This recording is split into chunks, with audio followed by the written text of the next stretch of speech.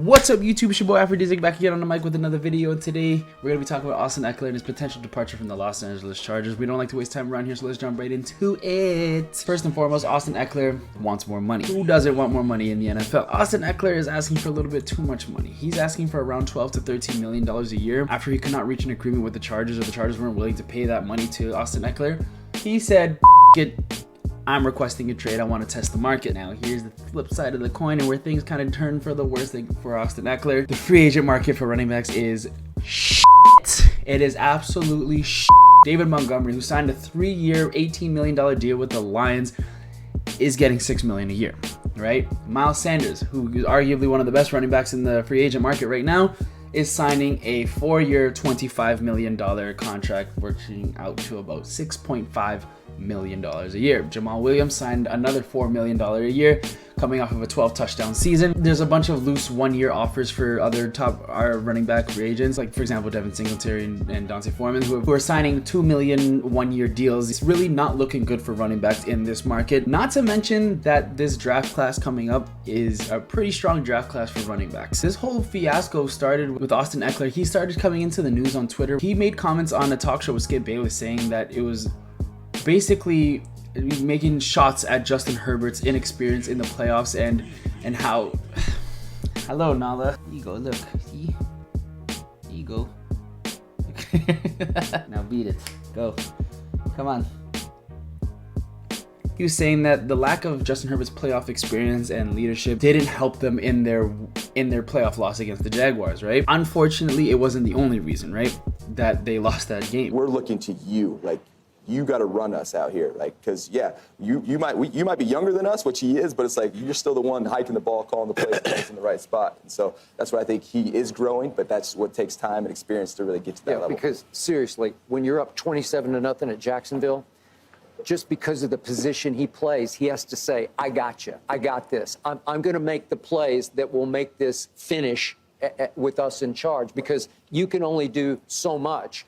Mike Williams can do only so much. Keenan can only do so much. That young quarterback has to say, "I got this." And he wasn't quite ready to have it for 4 quarters. And so, hey, that's what experience does for you. Yep. You know, it teaches you about yourself. Right? People on Twitter kind of took that as Austin Ekeler taking shots at Justin Herbert, and they didn't appreciate it. Now, at face value, I can kind of see what people on Twitter are kind of talking about. It kind of does look like that Austin Ekeler's kind of like taking shots at Justin Herbert, but I'm sure he didn't mean to. I'm not one to jump to conclusions, so I can't confirm or deny what was happening in that clip. Austin Ekeler was on a SiriusXM radio talk show of some kind, and he made comments that his worst case scenario was that he would have to come back to the Chargers for another year, play that year out, and then go and, you know, be a free agent, and then he can test the market however way he likes, right? However, people took this kind of offensively. They took offense to this because they're saying the worst case scenario was coming back to the Chargers. Now, I think this is kind of got misunderstood by saying that, like, I think the worst case scenario for him is to come back without a contract. That's the main thing that I think Austin Ekeler was alluding to, that he wants to play for the Chargers, but he doesn't want to do it without his extension on the last year of his contract, where he could potentially get hurt and that can ruin his value going into the free agency next year. Austin Ekeler doesn't want that, which is why he's saying this is worst case scenario. Another important point to talk about is Austin Ekeler is great. As a Chargers fan, there's nothing more appreciative I am of him and scoring like 80 touchdowns in like 2 seasons, whatever it was. Running back is a very demanding position, you know, when you're hitting into your late 20s, you start losing market value. With that being said, that like if you're asking for $12 to $13 million, that's not exactly business smart, you know what I mean? You wouldn't want to do that, especially because this upcoming draft class is pretty damn good. It's not something you want to test your luck with. You know what I mean? In the free agent market, when someone in the draft class coming up is willing to do exactly what you're doing for considerably less money that you're asking for, $12 to $13 million. Now, I'm not saying they're going to go out and score, you know, 32 touchdowns in 2 seasons. I'm not saying any of that stuff. I just mean that it's going to cost a lot less to produce results, the same results that they're looking for. This brings me to my next point, which is amongst the discussions between Austin Ekeler and the Chargers. Austin Ekeler said he felt disrespected by the Chargers dismissing the extension talks for Austin Ekeler. However, there's a video from Ian Rappaport that he tweeted on Twitter and said that the Chargers actually tried to give him a raise last year. My understanding is, though, the Chargers actually even went to him last year to try to give him more money, and during parts of this past season and then into the offseason to try to do an extension, try to get something done.